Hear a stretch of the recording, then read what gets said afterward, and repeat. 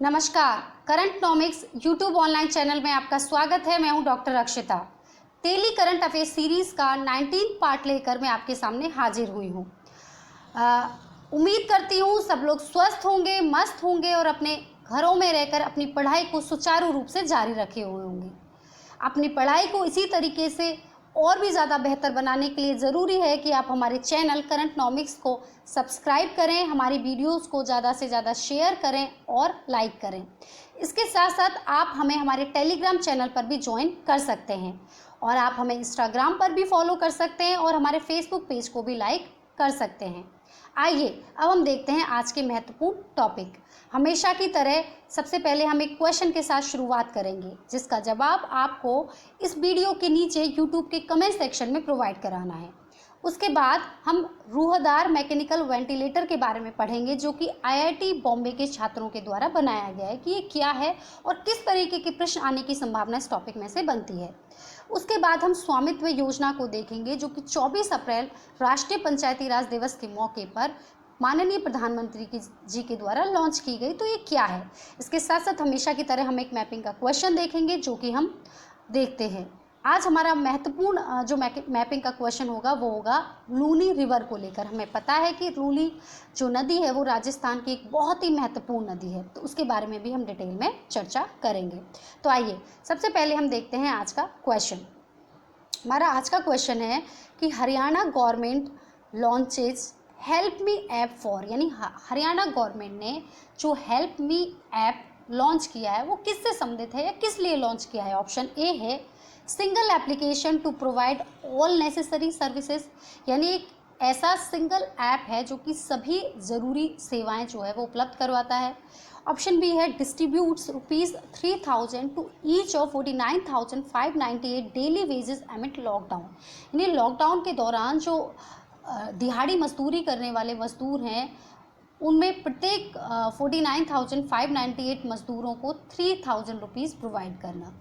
या फिर ये एप्लीकेशन जुड़ा हुआ है कि हेल्प सीनियर सिटीजन्स अराउंड कच्ची बस्ती, यानी कच्ची बस्ती में जो सीनियर सिटीजन्स रहते हैं उनकी हेल्प को लेकर। तो आपको बताना है कि इस क्वेश्चन का सही जवाब क्या है। आपको इस क्वेश्चन का जवाब अगेन हमारी इस वीडियो के नीचे कमेंट सेक्शन में प्रोवाइड कराना है। आइए अब हम देखते हैं अपनी पहली न्यूज़ को। ये है रूहदार मैकेनिकल वेंटिलेटर। इस न्यूज़ को हमने press information bureau government of India की साइट से उठाया है। इसमें कहा गया है कि आईआईटी बॉम्बे के छात्रों ने कम लागत वाले मैकेनिकल वेंटिलेटर रूहदार का विकास किया है। उसको डिज़ाइन किया है इनोवेशन सेंटर IUST पुलवामा ने। अब सबसे पहली बात जो यहाँ पर उत्पन्न होती है वो ये कि वेंटिलेटर होते क्या हैं। देखिए, वेंटिलेटर एक ऐसा मेडिकल टूल होता है, यानी एक ऐसी चिकित्सा युक्ति होती है जो उन रोगियों के काम आती है जो स्वयं सांस नहीं ले पाते या बहुत कम सांस ले पाते हैं। देखिए, कोविड-19 की वजह से ऐसे रोगी जो बहुत ज़्यादा जिनकी हालत बहुत ज़्यादा गंभीर हो जाती है तो उन्हें वेंटिलेटर पर ले जाना पड़ता है क्योंकि कोरोना वायरस डायरेक्टली फेफड़ों पर अटैक करता है, सांस लेने में बहुत ज़्यादा तकलीफ होती है। हालांकि वेंटिलेटर जो पद्धति है या वेंटिलेटर जो टूल है वो अपने आप में बहुत ही महंगा टूल है। ऐसी स्थिति में गवर्नमेंट ऑफ इंडिया क्रिएटिविटी के लिए और इनोवेशन के लिए लगातार लोगों को प्रोत्साहित कर रही है और इसी के मद्देनज़र आईआईटी बॉम्बे के छात्रों ने बहुत ही कम लागत वाले मैकेनिकल वेंटिलेटर रूहदार का विकास किया है। तो क्वेश्चन आपसे पूछा जा सकता है कि मैकेनिकल वेंटिलेटर रूहदार का विकास किसके द्वारा किया गया है। तो इसका सही आंसर होगा आईआईटी बॉम्बे। या फिर आपसे क्वेश्चन पूछा जा सकता है कि मैकेनिकल वेंटिलेटर रूहदार का डिज़ाइन किसके द्वारा तैयार किया गया है। तो इसका सही आंसर होगा इनोवेशन सेंटर IUST पुलवामा के द्वारा। ये जो वेंटिलेटर है वो गंभीर रूप से बीमार पड़ने वालों को सांस लेने में महत्वपूर्ण सहायता प्रदान करेगा। आगे आते हैं तो हम देखते हैं कि इस वेंटिलेटर की जो कीमत है वो मैक्सिमम कहा गया है कि 10,000 रुपये तक रहेगी। हालांकि लागत इससे बहुत कम भी हो सकती है जब हम बहुत बड़े पैमाने पर उत्पादन इनका किया जाएगा। और आगे इसमें कहा गया है कि जो टीम होगी अब प्रोटोटाइप, यानी कौन सी, आईआईटी बॉम्बे की जो टीम है वो अब प्रोटोटाइप का मेडिकल परीक्षण कराएगी, यानी उन्होंने जो वेंटिलेटर बनाया है उसका अब मेडिकल परीक्षण कराएगी और इसकी स्वीकृति मिलते ही इसका बड़े पैमाने पर निर्माण शुरू कर देगी। इसे लघु उद्योग द्वारा निर्माण किए जाने के लिए उत्तरदायी बनाए जाने का भी प्रयास किया जाएगा और ये जो टीम है वो उत्पादन के लिए कोई रॉयल्टी भी नहीं वसूलेगी। तो हमने देखा कि रूहदार वेंटिलेटर क्या है, किसके द्वारा बनाया गया है, किसने इसकी डिज़ाइन दी, इसकी कीमत क्या होने की संभावना है और इसके द्वारा टीम जो है इस उत्पादन से रॉयल्टी लेगी या नहीं। तो कई बार question consider the following statement में आ जाते हैं, तो हमें पता होना चाहिए जो मोटी मोटी बातें इस टॉपिक में से या इस महत्वपूर्ण जो विषय उसमें से हो सकती हैं कि कहीं से भी क्वेश्चन आ जाए तो हम जवाब देने के लिए तैयार रहें। आइए अब हम आते हैं अपनी दूसरी न्यूज़ के ऊपर। हमारी दूसरी न्यूज़ है स्वामित्व योजना को लेकर। स्वामित्व योजना 24 अप्रैल 2020 को पंचायती राज दिवस के मौके पर माननीय प्रधानमंत्री नरेंद्र मोदी जी के द्वारा लॉन्च की गई, जब उन्होंने वीडियो कॉन्फ्रेंसिंग के जरिए बात की ग्राम पंचायतों के सरपंचों से। ये जो योजना है वो 6 राज्यों में पायलट प्रोजेक्ट के तौर पर चलाई जाएगी, जिनमें से एक होगा उत्तर प्रदेश, दूसरा महाराष्ट्र, तीसरा कर्नाटक, चौथा हरियाणा, पांचवा मध्य प्रदेश और अगला होगा उत्तराखंड। ये योजना किस लिए चलाई जा रही है? योजना चलाई जा रही है जिससे कि नवीनतम सर्वेक्षण पद्धतियों और ड्रोन का उपयोग कर ग्रामीण आवासन भूमि का मानचित्रण किया जा सके। देखिए, अभी तक हमें पता है कि भारत की मैक्सिमम जनसंख्या अभी भी गांव में निवास करती है, लेकिन गांव में जो भूमि है उसका अभी तक मानचित्रण प्रॉपर तरीके से नहीं हो पाया है, जिसकी वजह से कई बार जब लोग गांव से पलायन कर शहर पहुंचते हैं तो कहीं ना कहीं उनकी संपत्ति पर उनका मालिकाना हक जो है उसको लेकर विवाद उत्पन्न होते हैं। इसके साथ साथ कई बार जो ST SC या आदिवासियों की जो भूमि है, जब वो मजदूरी के लिए या किसी भी तरीके से गांव से पलायन, किसी भी कारण से जब गांव से पलायन करते हैं तो ऐसी स्थिति में उनकी भूमि पर जो है वो दूसरों के द्वारा कब्जा कर लिया जाता है या भूमि के प्रॉपर कागज़ उनके पास नहीं होते, जिस वजह से ना तो वो आगे कोई अगर लोन लेना चाहते हैं किसी बैंक से उन कागज़ों के माध्यम से तो वो नहीं ले पाते और काफ़ी सारी जो है मुश्किलों का सामना उन्हें करना पड़ता है और कई बार ऐसा होता है कि उन्हें अपनी ज़मीन का मालिकाना हक भी प्राप्त नहीं हो पाता। ऐसी स्थिति में स्वामित्व योजना को लॉन्च किया गया है, जिससे कि जो सर्वे की जो पद्धति है उसके माध्यम से और ड्रोन के माध्यम से, ड्रोन हमें पता है कि ड्रोन जो होता है वो मानव रहित एक ऐसा संसाधन होता है जिसके द्वारा जो है वो बहुत सारे उपयोग जो मानव रहित होता है और बहुत सारी उपयोगी जो कार्य हैं वो ड्रोन के माध्यम से किए जा सकते हैं। तो यहाँ पर मानचित्रण का काम भी जो है वो ड्रोन के माध्यम से किया जाएगा।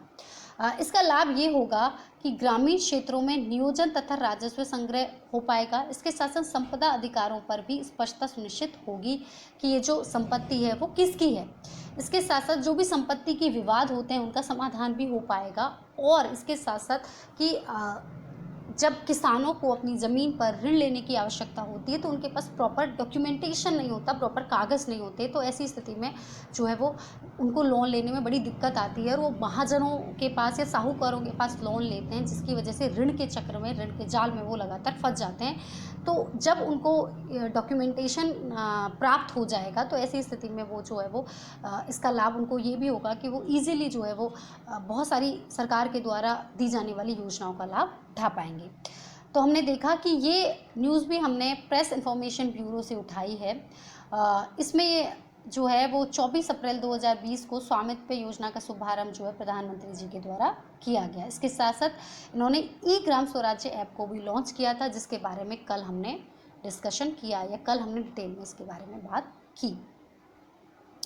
प्रधानमंत्री नरेंद्र मोदी जी ने राष्ट्रीय पंचायती राज दिवस 2020 के अवसर पर वीडियो कॉन्फ्रेंसिंग के माध्यम से देश भर की ग्राम पंचायतों के सरपंचों के साथ संवाद किया और इस दौरान उन्होंने एकीकृत ई ग्राम स्वराज पोर्टल एवं मोबाइल ऐप और स्वामित्व योजना का शुभारंभ किया। तो क्वेश्चन यहाँ पर बनता है कि स्वामित्व योजना का शुभारंभ कब किया गया?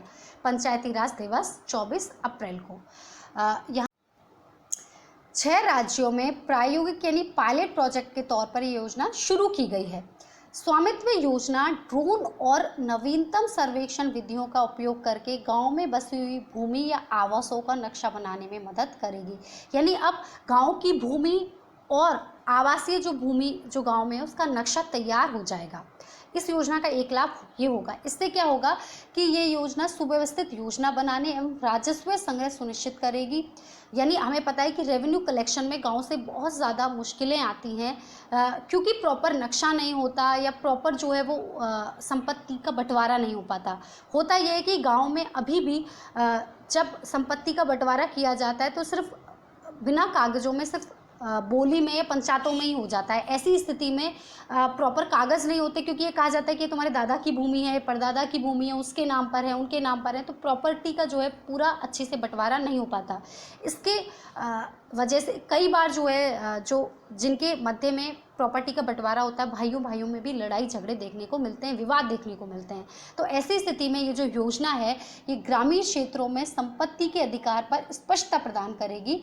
इससे संपत्ति के मालिकों द्वारा वित्तीय संस्थानों से ऋण लेने के लिए आवेदन करने के रास्ते खुल जाएंगे, क्योंकि उनके पास जब प्रॉपर डॉक्यूमेंट होगा, प्रॉपर कागज़ होगा, संपत्ति पर प्रॉपर मालिकाना हक होगा, तो जितने भी फाइनेंशियल इंस्टीट्यूशंस हैं वहाँ से ये लोन ले सकते हैं।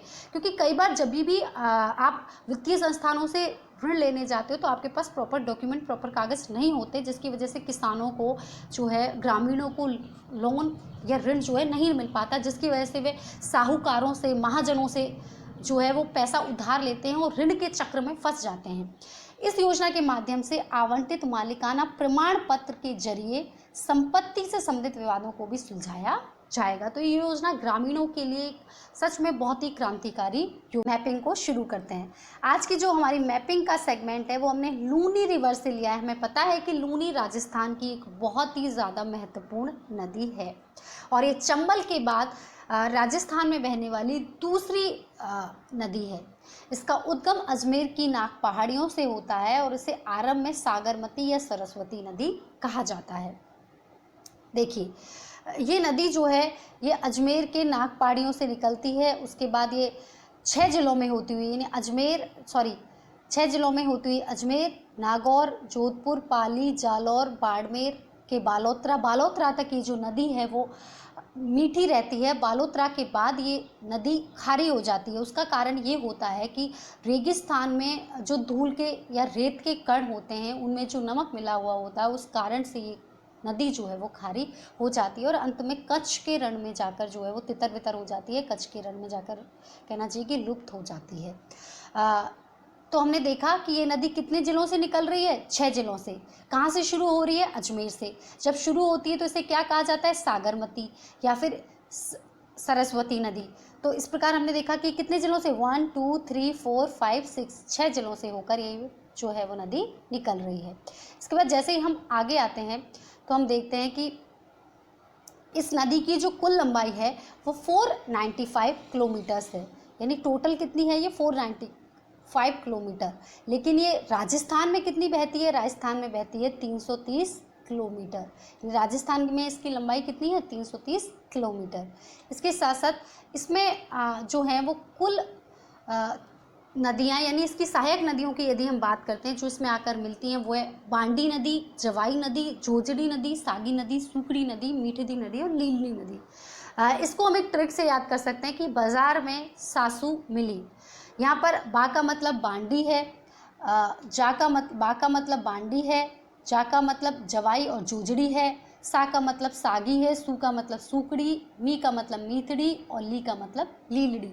यानी हमने देखा कि लूनी नदी की कौन कौन सी सहायक नदियां हैं। लूनी नदी की सहायक नदी वो हैं जो कि बाज़ार में सासू मिली, वो है लूनी नदी की सहायक नदी। एक ट्रिक है जिसके द्वारा आप याद रख सकते हैं। और यहाँ पर एक क्वेश्चन और जो कई बार पूछ लिया जाता है कि लूनी नदी में राइट साइड से मिलने वाली एकमात्र नदी कौन सी है? तो लूनी नदी में जो राइट साइड से मिलने वाली एकमात्र नदी है वो जोजड़ी नदी है। उसके अलावा जितनी भी सारी नदियाँ जो हमने अभी देखी वो सारी लेफ़्ट साइड से मिलती हैं। तो कई बार इस तरीके के क्वेश्चन भी जो हैं वो आपसे पूछ लिए जाते हैं। इसके साथ साथ कई बार क्वेश्चन आरपीएससी पूछ लेती है कि लूनी नदी के उपनाम कौन कौन से हैं, यानी और किन किन नामों से इसे पुकारा जाता है। तो हमने देखा कि इसको सागरमती भी कहा जाता है, इसके साथ साथ इसको लवणमती भी कहा जाता है। लवणमती कहने का मतलब ये है कि लवण का मतलब होता है नमक, लून, नमक। तो चूँकि ये खारी होती है या फिर ये इसमें नमक ज़्यादा होता है, इसलिए इसे लवणमती के नाम से भी जाना जाता है। इसके साथ साथ कालिदास जी ने जो है वो लूनी नदी को अंत्य सलीला नदी भी कहा है। इसे आधी मीठी आरी खारी नदी भी कहा जाता है, क्योंकि ये आधे समय तक मीठी रहती है और आधे समय तक खारी हो जाती है। इसके साथ साथ इसे पश्चिमी राजस्थान की सबसे लंबी नदी भी कहा जाता है। इसे रेगिस्तान की गंगा भी कहा जाता है और मारवाड़ की गंगा भी कहा जाता है। मारवाड़ में हमें पता है जोधपुर पाली वाला जो एरिया है वो मारवाड़ में आता है, तो इसे मारवाड़ की गंगा भी कहा जाता है। तो यहाँ पर हमने देखा कि लूनी नदी की कुल लंबाई 495 है, राजस्थान में इसकी लंबाई 430 किलोमीटर है। ये कुल राजस्थान के 6 जिलों से होकर गुजरती है। इसका जो उद्भव है वो अजमेर की नाग पहाड़ियों से होता है। आरंभ में इसे सागरमती या सरस्वती नदी कहते हैं, बाद में ये इसका पूरे अब्बाह तंत्र में इसे लूनी नदी के नाम से जाना जाता है। इसके साथ साथ इसमें जो मुख्य नदियाँ इसकी कौन सी सहायक नदियाँ हैं जो इसमें आके मिलती हैं, एकमात्र जोजड़ी नदी है जो कि राइट साइड से मिलती है, बाकी की सारी लेफ्ट साइड से मिलती हैं और इसके क्या उपनाम हैं। इस तरीके से हमने जो है मैपिंग में इस पूरे लूनी नदी को कवर किया है। यहाँ पर आपको हमारा ये वीडियो बहुत ज़्यादा पसंद आ रहा होगा, इसके लिए ज़रूरी है कि आप हमें लगातार मोटिवेट करते रहें, हमारी वीडियोस को लाइक करें, शेयर करें और उस आज तक के लिए थैंक यू सो मच। मिलते हैं अपनी अगली वीडियो में।